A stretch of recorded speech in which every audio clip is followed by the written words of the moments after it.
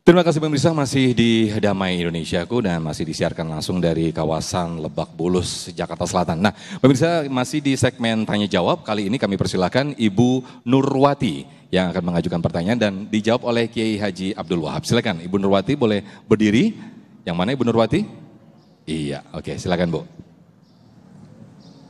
Assalamualaikum warahmatullahi wabarakatuh. Waalaikumsalam warahmatullahi wabarakatuh. Begini Ustadz, saya mau bertanya, bagaimana tanggung jawab suami bila suami itu sakit, tidak bisa memberi nafkah lahir dan batin. Bagaimana Ustadz? Terima kasih. Assalamualaikum warahmatullahi wabarakatuh. Waalaikumsalam. Waalaikumsalam warahmatullahi wabarakatuh. Silakan Yai. Baik, terima kasih. Ini pertanyaan kelas berat ini. Lahir batin masalahnya Yai. Lahir batin. Baik Ibu, begini. Di dalam Al-Quran dicontohkan ada 4 kelompok. Kelompok pertama adalah disebutkan di dalam Al-Quran, Innallaha astafa Adam wa Nuha wa ala Ibrahim wa ala Imrana alal alamin. Ada kelompok yang pertama seorang nabi. Seorang nabi nih Bu. Bu, dengerin, penting nih.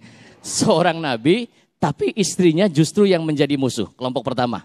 Dharaballahu mathalan lil ladzina kafaru imra'atan Nuhi wa imra'atan Lut kanata tahta 'abdaini min ibadina sholihain. Istrinya Nabi. Nabi Nuh punya istri, istrinya durhaka.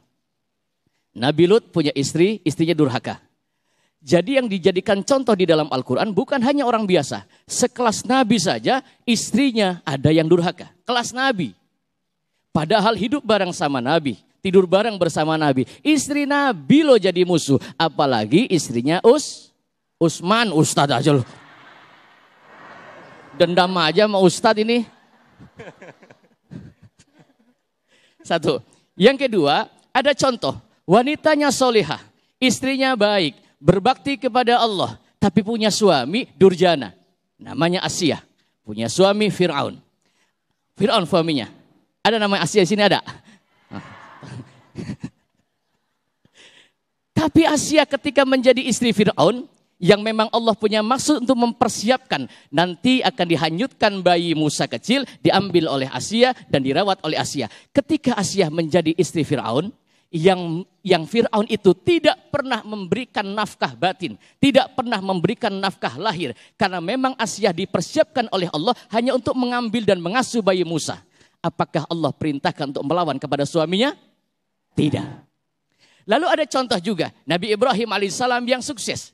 Istrinya soleha, anak-anaknya soleh, cucunya soleh, cicitnya soleh, buyutnya pun soleh semua.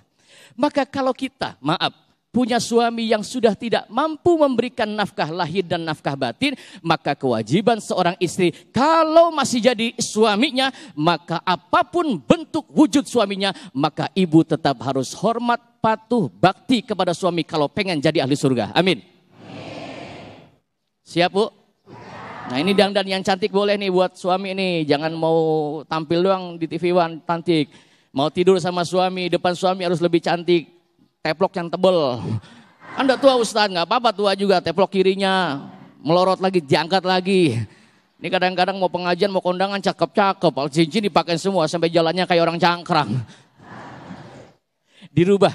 Karena kewajiban mutlak berbakti kepada suami, apapun bagaimanapun bentuk suaminya, ibu wajib taat. Walaupun suami tidak bisa memberikan nafkah lahir dan nafkah batin. Ingat, kata Nabi, seandainya ada yang boleh disujudi selain Allah, pasti aku akan perintahkan seorang istri bersujud kepada suaminya. Paham Bu? Mutlak, selesai. Baik, Masya Allah Kiai Haji Abdul Wahab atas jawabannya.